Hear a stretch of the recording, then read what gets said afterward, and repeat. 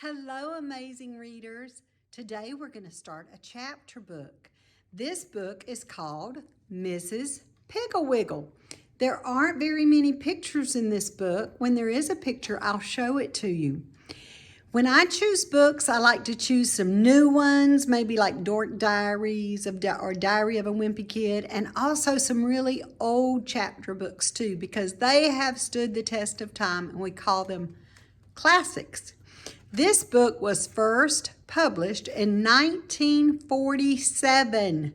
That is a long time ago, more than 70 years ago. So there are 8 chapters in this book, and we're going to read chapter 1. This is called Mrs. Piggle Herself. This book was published such a long time ago that if there's a picture, a full picture, there are no words on the back because they didn't have the ability to do that with pictures way back in that day. So, Mrs. Piggle herself. I expect I might as well begin by telling you all about Mrs. Piggle so that whenever I mention her name, which I do very often in this book, you will not interrupt and ask, "Who is Mrs. Piggle? What does she look like? How big is she? How old is she? What color is her hair? Is her hair long? Does she wear high heels? Does she have any children? Is there a Mr. Piggle? Mrs. Piggle lives here in our town. She is very small and has a hump on her back. When children ask her about the hump, she says, "Oh, that's a big lump of magic. Sometimes it turns me into a witch, other times into a dwarf or a fairy, and on special occasion, it makes me into a queen." The children are all very envious of the hump because, besides being magic, it is such a convenient, fascinating place for wings. Mrs. Piggle has brown, sparkly eyes and brown hair, which she keeps very long, almost to her knees, so the children can comb it. She usually wears it on top of her head in a knot, unless someone has been combing it, and then she has braids or long, wet curls, or long hair just hanging, and with a jeweled crown or flowers on top.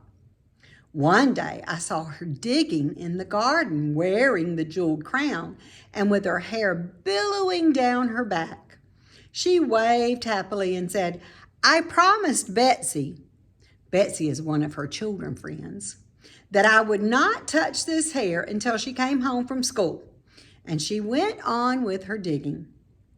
Mrs. Piggle's skin is a goldy brown and she has a warm, spicy sugar cookie smell that is very comforting to children who are sad about something. Her clothes are all brown and never look crisp and pressed because they are used for dress-up. She wears felt hats, which the children poke and twist into witches' and pirates' hats, and she does not mind at all. Sunday morning, she takes one of the hats off the closet shelf, gives it a few thumps, pulls it firmly down fore and aft, and wears it to church. She wears very high heels all the time and is glad to let the little girls borrow her shoes. Mrs. Piggle has no family at all. She says that her husband, Mr. Piggle, was a pirate, and after he had buried all of his treasure in the backyard, he died. She just has herself and Wag, her dog, and Lightfoot, her cat. The most remarkable thing about Mrs. Piggle is her house, which is upside down. It is a little brown house, and sitting there in its tangly garden, it looks like a small brown puppy lying on its back with its feet in the air. Mrs. Piggle says that when she was a little girl, she used to lie in bed and gaze up at the ceiling and wonder what it would be like if the house were upside down. And so when she grew up and built her own house, she had it built upside down, just to see. The bathroom, the kitchen, and the staircase are right side up. They are more convenient that way. You can easily see that you could not cook on an upside down stove or wash dishes in an upside down sink or walk up upside down stairs. In the living room of her house is a large chandelier, and instead of being on the ceiling, it is on the floor. And of course, it is really on the ceiling, but the ceiling is the floor, and so it is on the floor, and the children turn on the lights and then squat around it pretending it is a campfire. Mrs. Piggle says that her chandelier is the only one in town which is put to any real use. Her bedrooms all have slidey boards in them because if you will look up at your attic ceiling, you will see that a slanty ceiling, when turned upside down, makes a fine slidey board. Also, all the wall lights are very close to the floor and handy for the small children. For the first 5 or 10 years after the house was built, Mrs. Piggle climbed in and out of her rooms over the high doorways, but now she has little steps which are just the thing to practice jumping. She gives the children chalk so they can mark on the rug how far they jump. Nobody knows how old Mrs. Piggle is. She says she doesn't know herself. She says, "What difference does it make how old I am when I shall never grow any bigger?" Mrs. Piggle's dog, Wag, has puppies every once in a while, and so she keeps a long list of children's names who want a puppy on a blackboard in the kitchen. For Lightfoot, the cat's kittens, she has a long waiting list on the blackboard in the dining room. Mrs. Piggle's backyard is full of big holes where small boys dig for Mr. Piggle's buried treasure, and her front yard is full of flowers which the little girls pick, jam into vases, and place around her living room or carry to their teachers. Every child in town is a friend of Mrs. Piggle's, but she knows very few of their parents. She says grown-ups make her nervous. For the first year after she built the house, Mrs. Piggle lived there all by herself except for Wag and Lightfoot, and she was very lonely. Then one dark, rainy afternoon when she was baking sugar cookies and thinking how much fun it would be if she knew someone besides Wag and Lightfoot to invite for tea, she happened to look outside the kitchen window, and there, coming up the street in the pouring rain, dragging a big suitcase and bawling, was a little girl. Mrs. Piggle wiped the flour off her hands and hurried right out into the rain and invited the little girl in for tea.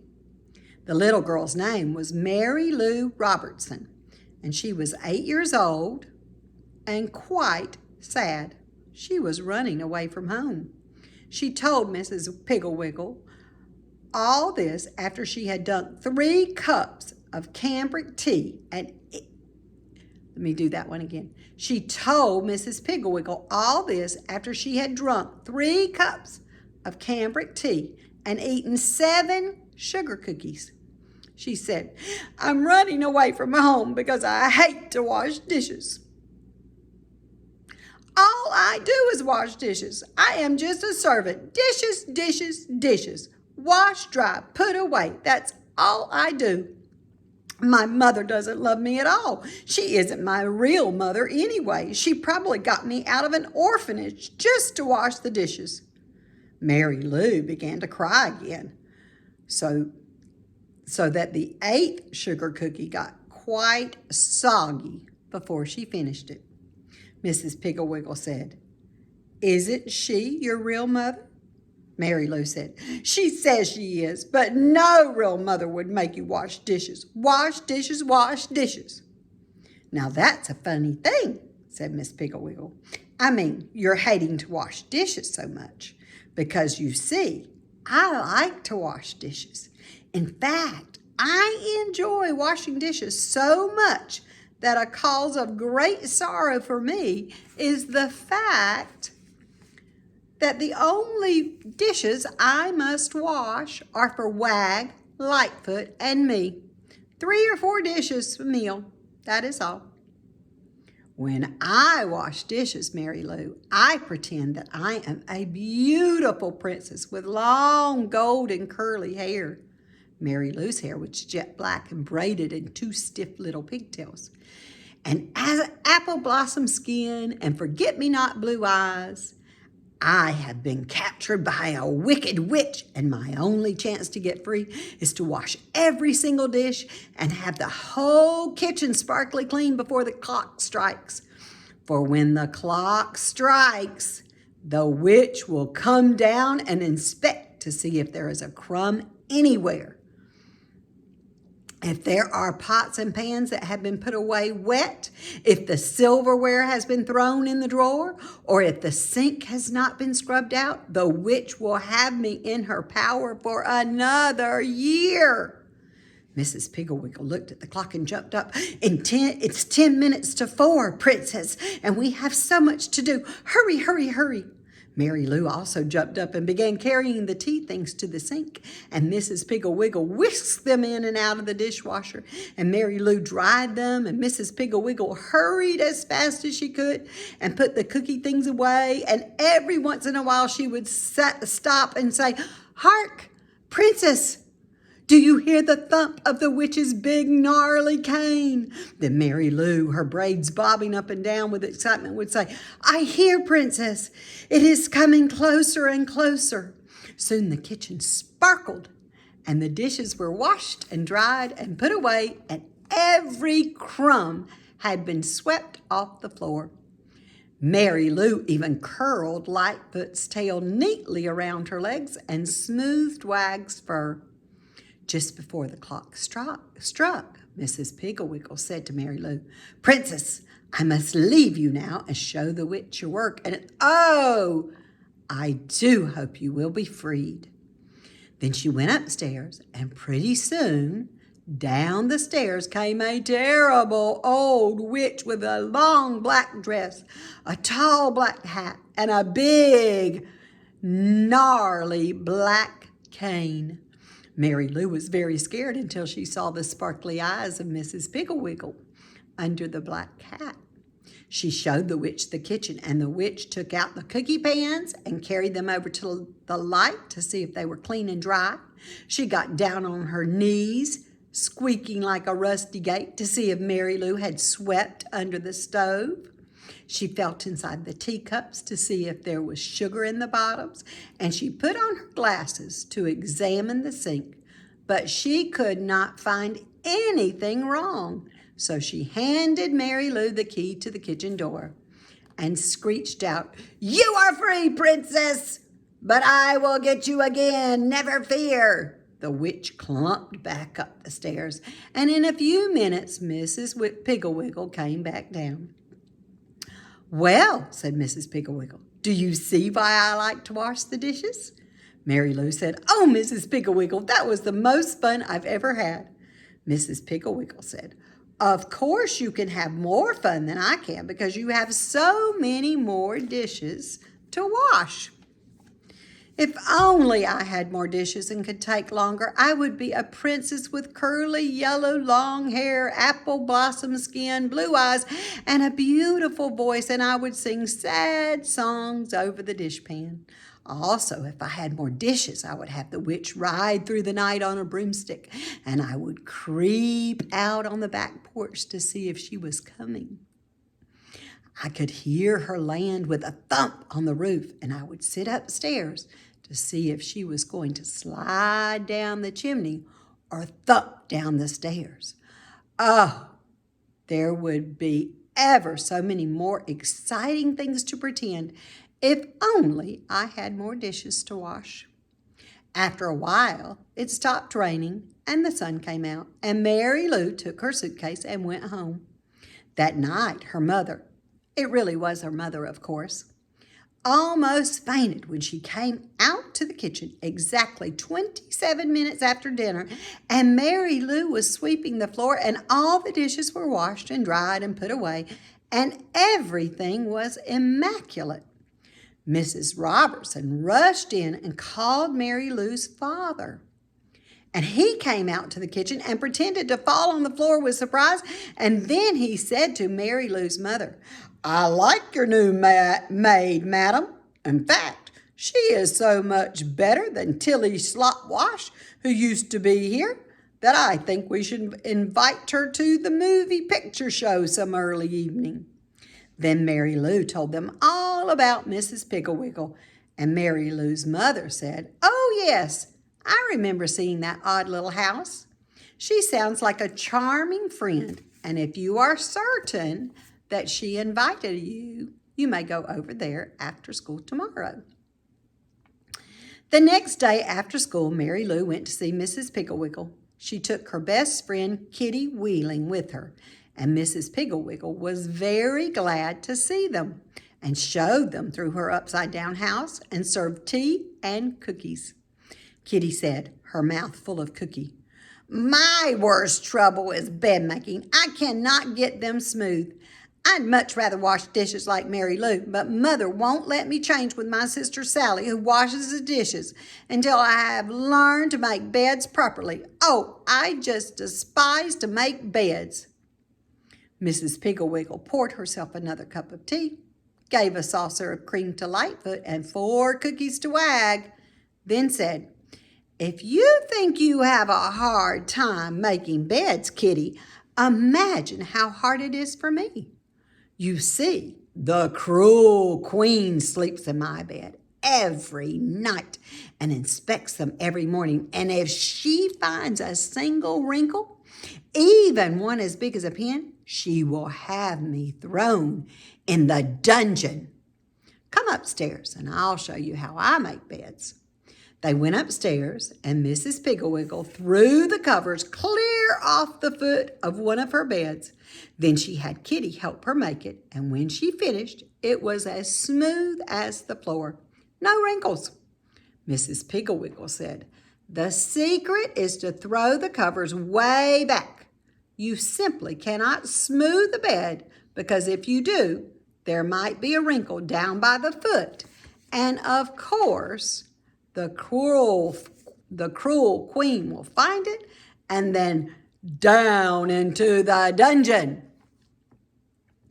Mrs. Piggle took the bed apart again and said, "Now, Kitty, you and Mary Lou make the bed while I tell the cruel queen you are ready for inspection." She went into the closet and shut the door. When she came out, just as Kitty and Mary Lou finished the bed, she was no longer Mrs. Piggle, but the wicked, haughty, cruel queen.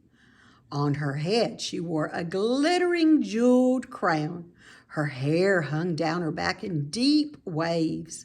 Around her shoulders, she had a purple fur-trimmed robe, and on her face, she wore a smile so cruel it made Kitty's teeth chatter. She stalked over to the bed and lay down. With her gold slippers, she felt the bottom of the bed.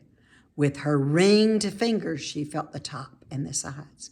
She stood up, and with her scepter, she pulled back the spread to see if the pillows were wrinkled. Everything was perfect. The cruel queen's face became convulsed with fury. She yelled, "Not a wrinkle! Not a single lump! I am furious! But never fear, little slaves. My day will come, and into the dungeon you will go. Come, my servants, we will go." Mrs. Piggle stalked into the closet. So there you can see a picture of Mrs. Piggle in the bed.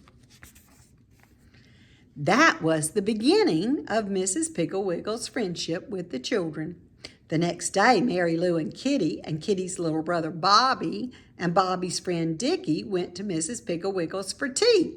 And the next day they came and each brought someone else. And pretty soon, Every single child in town had been or was going to Mrs. Picklewiggle's house. She showed Bobby how to sneak out and get the fireplace logs without being caught by the bandits. She showed Dickie how a lawnmower is really a magic machine that mows down the enemy millions and billions at a time. She taught Max how to take out the ashes without making a sound and without leaving a trace to show the train robbers who were on his trail that he and the sheriff had camped there that night. Mrs. Pigglewiggle certainly knew how to make work fun. She also knew that there are certain kinds of work that children love to do, even though they do not know how very well, like painting and ironing and cooking and carpentry. One day at Mrs. Pigglewiggle's, there were 2 little girls baking cookies. One little boy baking a pie and getting flour on the floor and eating most of the dough, and a little girl ironing in a very wrinkly fashion all of Mrs. Pigglewiggle's clean clothes. 4 boys with paint on their faces and feathers in their hair, chopping kindling. 2 boys painting the doghouse. 3 little girls darning old pirate socks of Mr. Pigglewiggle's. And pirates everywhere, digging in the backyard, shooting and yelling, running through the house and grabbing hunks of raw cookie dough. Mrs. Pigglewiggle was sitting over in a corner of the living room sewing on doll clothes. She was wearing the jeweled crown, and Kitty Wheeling was standing behind her, beside her throne, which was a chair with a tablecloth draped over it, dipping her hairbrush in a glass of water and making Mrs. Pigglewiggle's hair into long, wet curls. Kitty said, "Your Highness, shall I use the gold or the silver hairpins?" Mrs. Pigglewiggle said, "Oh, let's use the one with the diamonds in them, hairdresser. They look better with this crown." Just then the telephone rang, and it was some mother wanting to know what to do with her little girl who wouldn't take a bath. And that is how Mrs. Pigglewiggle got started with her wonderful cures. She told Hubert's mother about the won't pick up toys cure, Patsy's mother about the radish cure, Alan's mother about the slow eater tiny bite taker cure, Ann and Joan's mother about the fighters quarrelers cure, Dickie's mother about the selfish boy cure, Mary's mother about the answer backer cure, and Bobby and Larry and Susan's mother about the never want to go to bedders cure. That's the end of chapter 1. Chapter 2 is called The Won't Pick Up Toys Cure. So boys and girls, there are actually more than one Mrs. Pigglewiggle books, and she finds fun ways to help children do their chores and fix things that are giving them trouble, like not wanting to pick up toys. So join me next time for chapter 2 of Mrs. Pigglewiggle.